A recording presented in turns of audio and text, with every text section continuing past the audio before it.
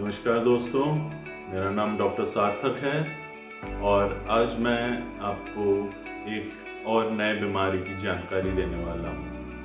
तो आज हम जिस बीमारी के बारे में बात करने वाले हैं वो है हेमोरॉइड्स या पाइल्स की बीमारी, जिसे हिंदी में बवासीर कहते हैं। तो देखते रहिए दोस्तों वीडियो, मैं इसके बारे में पूरी जानकारी देता हूँ।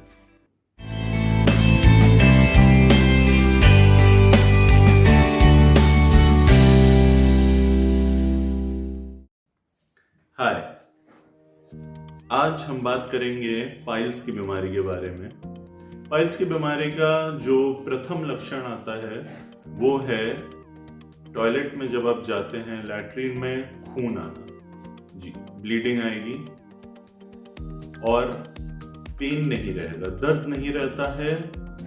पूरा लैट्रिन हो जाने के बाद लास्ट में 2-3 बूंद खून आता है।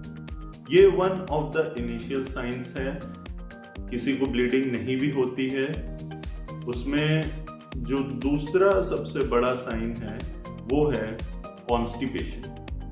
कब्ज की बहुत दिक्कत रहती है, बहुत ही कड़ा लैट्रिन होता है, कभी कभी 2-2 दिन बाद, 3-3 दिन बाद होता है और यही कारण है जो पाइल्स को कॉज करता है।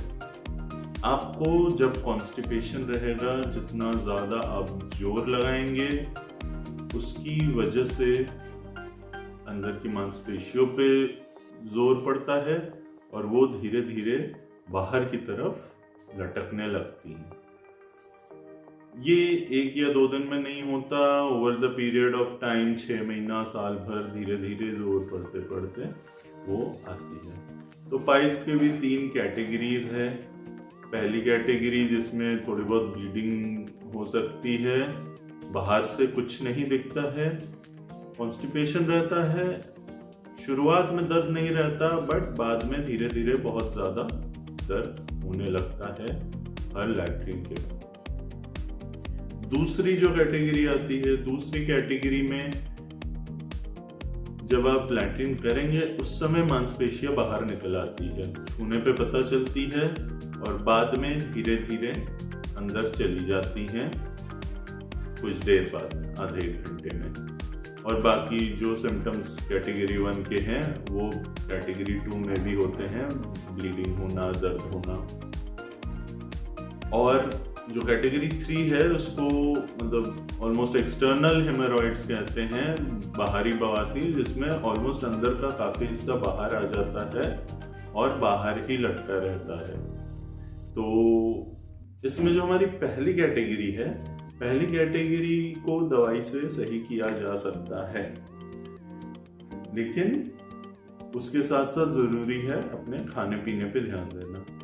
सिमिलरली दूसरी कैटेगरी भी दवाई से सही हो सकती है एक हद तक, अदरवाइज दूसरी कैटेगरी और तीसरी कैटेगरी के लिए तो ऑपरेशन ही करना जरूरी है, आवश्यक।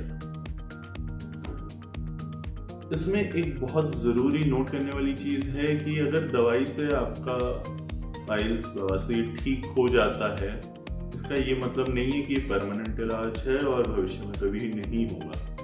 आपको जब तक कॉन्स्टिपेशन यानी कब्ज की समस्या रहेगी, ये हमेशा हो सकता है, कभी भी हो सकता है। मांसपेशियों पे जोर पड़ेगा, जोर पड़ने से हेमोरॉइड्स हो। इसलिए खाने पीने पे ध्यान दें, खूब पानी पिए। खाने पीने पे ध्यान देने से मेरा मतलब है आपको फाइबर रिच फूड खाना है। फाइबर रिच फूड क्या होता है आप लोग गूगल कर सकते हैं, एक पूरी लिस्ट आ जाएगी फाइबर रिच खाना क्या क्या होता है। अभी उदाहरण के तौर पे दलिया, ओट्स, जितने भी ग्रीन लीफी वेजिटेबल्स यानी पत्तेदार सब्जियां होती है, पत्ते फाइबर का काम करते हैं। फल लीजिए, फ्रूट्स में बहुत फाइबर होता है।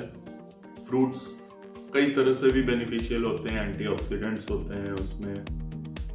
इसके साथ साथ आप मल्टीग्रेन वाली चीजें हमेशा लीजिए, ब्राउन ब्रेड लीजिए, मल्टीग्रेन आटा, मल्टीग्रेन ब्रेड।